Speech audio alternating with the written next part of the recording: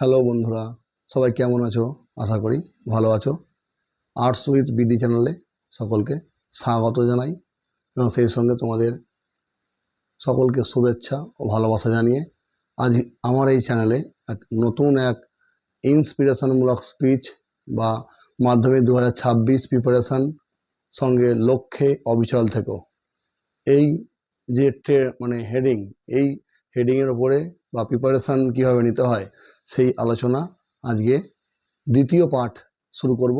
ইতিপূর্বে আমি প্রথম পার্ট আমার এই চ্যানেলে আপলোড করেছি।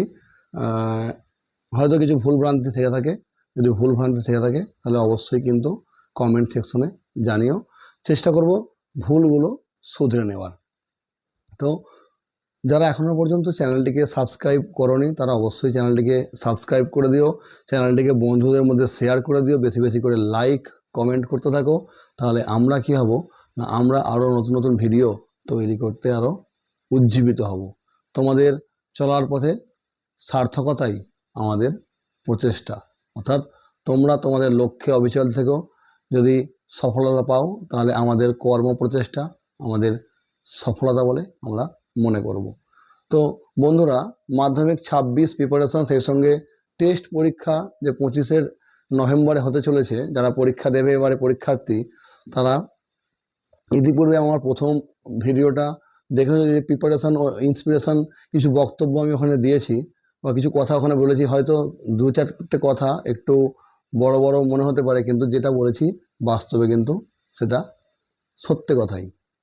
আখেরে যদি আমরা পুরোপুরি দেখতে চাই বা দেখি তাহলে কিন্তু মাধ্যমিকের যে প্রেসার, আমাদের উপর চাপ, এই চাপ কিন্তু বন্ধু অনেকটাই। কারণ হচ্ছে অভিভাবকরা যেভাবে আমাদের উপরে প্রেসার ক্রিয়েট করে স্টুডেন্টদের উপরে, সেক্ষেত্রে কী হয়, স্টুডেন্টরা তার যে নিজস্ব চিন্তাধারা, তার যে নিজস্ব মতামত, সেটা থেকে কিন্তু সে সরে যায়। যদি আমরা ক্রমাগত একজন স্টুডেন্টেরকে সায়েন্স সায়েন্স সায়েন্স ডাক্তারি, ইঞ্জিনিয়ারিং, বা কেউ হয়তো ইংলিশ, বা কেউ ইতিহাস, ভূগোল, বাংলা, ক্রমাগত এর উপরে প্রেসার ক্রিয়েট করছে অভিভাবকরা, তাহলে কি হয়, তাহলে সেই ছেলে বা মেয়েটি বা সেই শিক্ষার্থী, তার যে চিন্তাধারা, তার চিন্তাধারা কী থাকে না, আমাকে সমস্ত বইগুলোয় পাস করতে হবে বা সমস্ত বইগুলোয় আমাকে ভালো একটা নাম্বার তুলে আনতে হবে। তো সেক্ষেত্রে কি হয়, অভিভাবকের চাপে বা বন্ধু বান্ধবদের দেখে শুনে সেও কিন্তু তার মতামত পরিবর্তন করে ফেলে। কিন্তু আমাদের এই মতামত পরিবর্তন করলে হবে না। কারণ হচ্ছে, আবারও বলছি, আগের দিনও বলেছি যে 7টা বিষয় নিয়েই কিন্তু আমাদের মাধ্যমিক পরীক্ষা। কেবলমাত্র সায়েন্সের বিষয় 3টে বিষয়, কিংবা শুধুমাত্র ইতিহাস, ভূগোল, বাংলা বা শুধু ইংলিশ নিয়ে কিন্তু মাধ্যমিক পরীক্ষা হয় না। 7টা বিষয় নিয়েই পরীক্ষা আমাদের দিতে হয়। পরীক্ষার হলে আমাদের 7 দিনই যেতে হয়। তাই কোনোভাবেই কিন্তু আমরা একটা বিষয়ের ওপরে কেবল নজর দেব না, সব কটাকে আমরা সমানভাবে গুরুত্ব দিয়ে দেখব বন্ধু। সেই সঙ্গে আবারও বলছি, নাম্বার কোনো ম্যাটার করে না। যদি আমরা ভারতবর্ষের প্রেক্ষিতে বা পশ্চিমবঙ্গের প্রেক্ষিতে চাকরির হিসাব অনুযায়ী দেখি, তাহলে কি দেখা যাবে না, দেখো বন্ধু তোমরা, যে আমরা মাধ্যমিকে নাম্বারের ক্ষেত্রে একমাত্র যদি আমরা সেন্ট্রাল গভর্নমেন্টের যে কাজ, চাকরি, মানে পোস্ট অফিস এর যে ব্রাঞ্চ আছে, যে আমাদের যে বিভিন্ন ব্রাঞ্চ, অর্থাৎ বাড়ির কাছাকাছি যে পোস্ট অফিস ব্রাঞ্চ বলা হয়, আর মেন অফিস তো আলাদা আছে। এই ব্রাঞ্চ অফিসের বিও অর্থাৎ branch officer, BPM, branch post ম্যানেজারই বলা যায় বা মাস্টার বলা যায়। তো এক্ষেত্রে এই পদগুলোর ক্ষেত্রে কিন্তু নাম্বারটা দেখা হয় মাধ্যমিকের, এবং বাদবাকি কিন্তু আর অন্য কোনো পরীক্ষার ক্ষেত্রে নাম্বারটা কিন্তু ক্যারি করে না বা নাম্বারটা ম্যাটার করে না। এটা একদম সত্য কথা। সারা পশ্চিমবঙ্গের টপ র্যাঙ্কের চাকরি বলুন, কিংবা আমাদের অল ইন্ডিয়া বেসিসের চাকরি, সেখানে কিন্তু নাম্বার কখনো ম্যাটার করে না।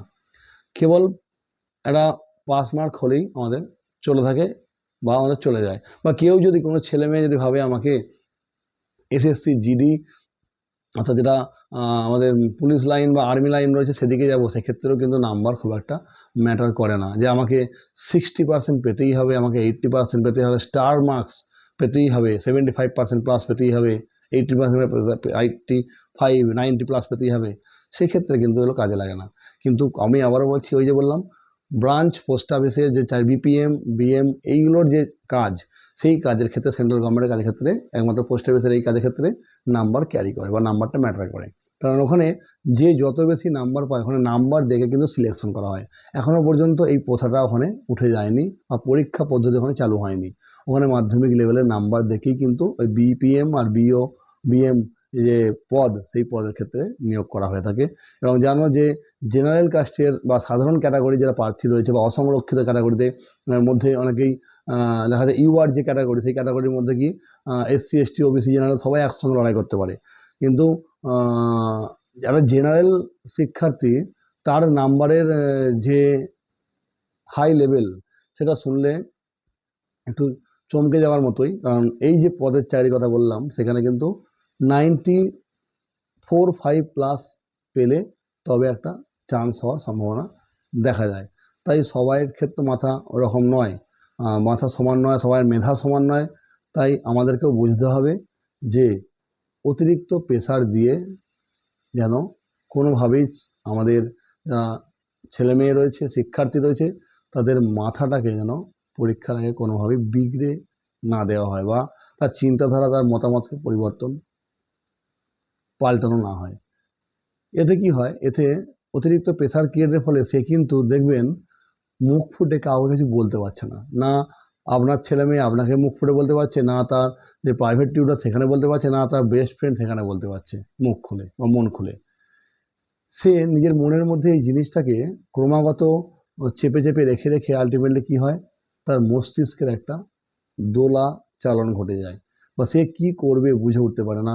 অনেক ক্ষেত্রে এরকমও দেখা গেছে যে এরকম অভিভাবকের প্রেসার ক্রিয়েটের জন্য এমনও ঘটনা ঘটেছে, দুঃখের বিষয়ে সে ছেলে বা মেয়েটি আত্মহত্যার পথ বেছে নিয়েছে, এমনও উদাহরণ রয়েছে। আবার এমনও উদাহরণ রয়েছে যে অভিভাবকের প্রেসারের জন্য দেখা গেছে যে সেই ছেলে মেয়েটি তার ট্র্যাক, অর্থাৎ যে লাইন সে নিয়ে এগোবে বলে স্থির করেছিল, সেখানটা সে পৌঁছাতে পারেইনি।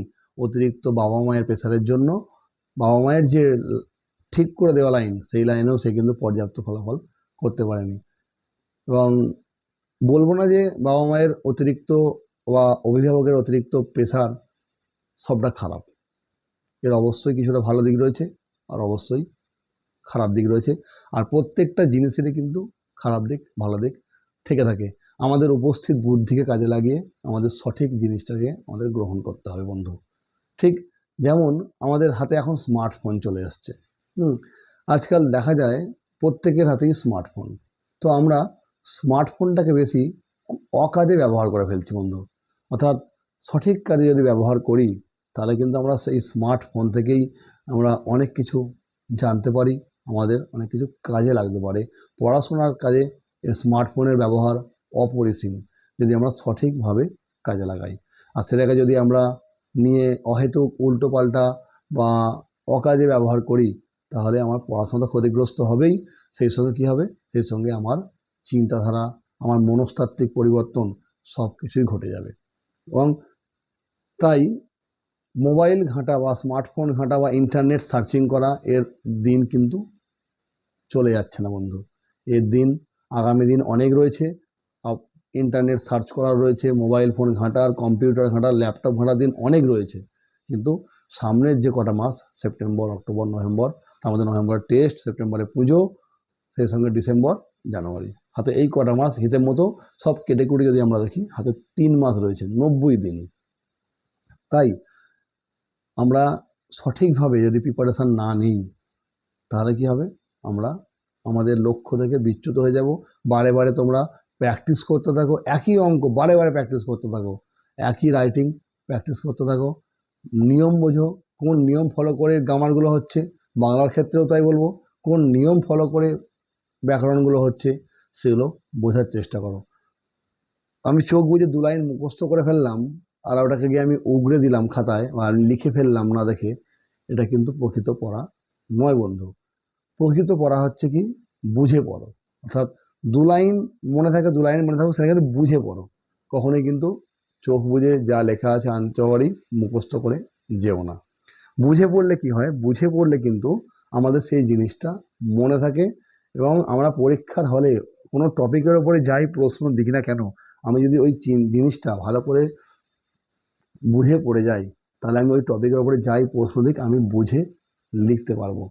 হ্যাঁ, আর আমি যদি মুখস্থ করে যাই তাহলে কি হয়, আমার মাঝপথে আটকে যেতে পারে, এবং সেইখানে আটকে গেলে কিন্তু ধরানোর মতো বন্ধু কেউ নেই। ভাবছেও যে পিছনে কেউ বসে আছে, কোনো বন্ধু সামনে বসে আছে, সে ধরিয়ে দেবে, এই চিন্তাধারা পরিবর্তন করে পরীক্ষায় যাও। বা আমি এই প্রশ্নগুলো আমাকে বন্ধু বলে দেবে, শর্ট কোশ্চেনগুলো আমি সেই শর্ট কোশ্চেন করে যাব না, এই চিন্তাধারাও কিন্তু পাল্টাতে হবে। কারণ অপরের কথায় কোনোদিন পুকুর কাটতে নেই, একটা প্রবাদ বাক্য আছে জানো, অপরের কথায় কোনোদিন পুকুর বা খাল কাটতে নেই।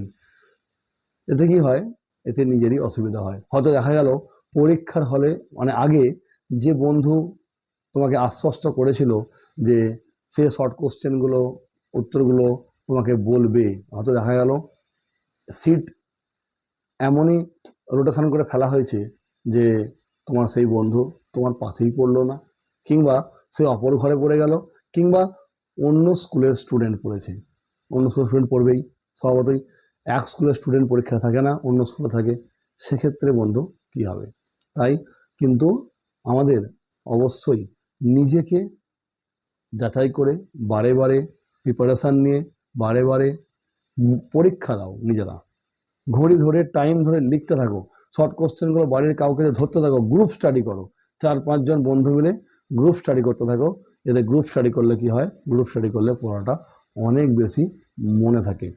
তাই যেমন আমাদের উত্তর লেখার জন্য সঠিক কৌশল ব্যবহার করা উচিত, তেমনই আমাদের শর্ট কোশ্চেন তৈরি করার জন্য বা উত্তর তৈরি করার জন্য আমাদের সেইভাবেই কৌশল রপ্ত করা উচিত। যত বেশি প্র্যাকটিস করবে তত বেশি কিন্তু সফলতার দিকে এগিয়ে যাবে। বারে বারে যদি প্র্যাকটিস করি তাহলে সেই জিনিসটা কিন্তু আমাদের কাছে অত্যন্ত সহজ থেকে সহজতর হয়ে ওঠে। তাই প্র্যাকটিস প্র্যাকটিস প্র্যাকটিস। কোনি উপন্যাস, যেটা ক্লাস 10-এর বাংলার যে গল্প বইটা, যে কোনি গল্প, সেই কোনি গল্পের মধ্যে তোমরা নিশ্চয়ই দেখেছো যে একজন সাধারণ মেয়ে থেকে কোনি কিভাবে একজন সাঁতার চ্যাম্পিয়ন হয়ে উঠেছিল, যে কঠোর কঠোর পরিশ্রম এবং অত্যন্ত অধ্যাবসায় সঙ্গে তার যে গুরুদেব ছিল অর্থাৎ ক্ষিতীশ সিংহ যাকে আমরা চিনি, সেই ক্ষিতীশের যে কঠোর পরিশ্রমী মনোভাব, তাকে দিয়ে খাটানো, কোনিকে দিয়ে পরিশ্রম করানো, আলটিমেটলি আমরা কি দেখলাম, একজন সাধারণ বাড়ির অত্যন্ত দরিদ্র পরিবারের মেয়ে থেকে কোনি কিন্তু একটা বড় জায়গায় পৌঁছাতে পেরেছিল এবং চ্যাম্পিয়ন হয়েছিল। তো আমরা সেই জায়গা থেকে ইন্সপিরেশান নিয়ে, সেই কোনি গল্প থেকে যদি ইন্সপিরেশান নিয়ে আমরা প্রত্যেক দিন ক্রমাগত কঠোর থেকে কঠোরতর অনুশীলন করি, তাহলে কিন্তু সফলতা বহুদূর আটকে থাকবে না। সফলতা খুব তাড়াতাড়ি ধরা দেবে, এবং মাধ্যমিকের ক্ষেত্রেও তাই। অনুশীলন অনুশীলন অনুশীলন অর্থাৎ কঠিন অনুশীলন। সেক্ষেত্রে বারে বারে টেস্ট পেপারগুলো সলভ করো, এবিটিএ ডব্লিউবিটিএ আরও যে অন্যান্য রয়েছে সেগুলো সলভ করো, কোশ্চেন ব্যাংক রয়েছে, হ্যাঁ, রায় মার্টিনের প্রশ্নবিচিত্রা রয়েছে, তাদের কোনো রকম কোনো চিন্তা নেই। এবং যে কোশ্চেনের উত্তর আটকাবে সেগুলো অবশ্যই আমার কমেন্ট সেকশনে আমার বিষয়ে করতে পারো, চেষ্টা করবো সলভ করে দেওয়ার। নতুবা তোমরা যেখানে প্রাইভেট পড়তে যাও বা স্কুলের টিচার রয়েছে সেখানেও তোমরা সেগুলো উত্তরগুলো জেনে নিতে পারো। যত বেশি প্র্যাকটিস তত বেশি সফলতা, তত বেশি প্রশ্নের উত্তর মাথার মধ্যে গেঁথে যাবে। ওই যে বললাম, সব মোবাইল ফোনের চিপ বা সব মোবাইল ফোনের কিন্তু মেমোরি কার্ড সমান হয় না, বা কোনো মোবাইল ফোনে 8 জিবি, কারো 16, কারো 32, কারো 264, কারো 128। তাই প্রত্যেক মানুষের বা প্রত্যেক ছাত্রছাত্রীর মাথা কিন্তু সমান নয়। তা সত্ত্বেও কিন্তু আমাদেরকে প্র্যাকটিস করে করে করে করে করে আমাদের অভ্যাসটা গড়ে তুলতে হবে, এবং সেই বিষয়টা আমাদেরকে বুঝতে হবে। তো বন্ধু, এই ছিল আজকের সংক্ষিপ্ত এক ইন্সপিরেশনমূলক ভিডিও মাধ্যমিক 2026 প্রিপারেশনের জন্য। ভিডিওটি কেমন লাগলো অবশ্যই কমেন্ট সেকশনে জানিও, তোমাদের উত্তর অপেক্ষায় রইলাম। সঙ্গে থেকো, সেই সঙ্গে যারা এখনও পর্যন্ত ভিডিওটি সাবস্ক্রাইব করোনি চ্যানেলটিকে, তারা অবশ্যই আর্টস উইথ বিডি চ্যানেলটিকে সাবস্ক্রাইব করে দিও, এবং পাশে থাকা বেল আইকনটিকে অবশ্যই অন করে দিও, অন করে নোটিফিকেশনটা অল করে দিও। তাহলে এই সংক্রান্ত কোনো ভিডিও যখন চ্যানেলে আপলোড করবো বন্ধু, তাহলে খুব তাড়াতাড়ি যত দ্রুত সম্ভব তোমাদের কাছে পৌঁছে যাবে। আর চ্যানেলটিকে বন্ধুদের মধ্যে বেশি বেশি করে শেয়ার, লাইক করে দিও, কমেন্ট করে দিও। That's it. ধন্যবাদ, নমস্কার, গুড নাইট, সকলে ভালো থেকো।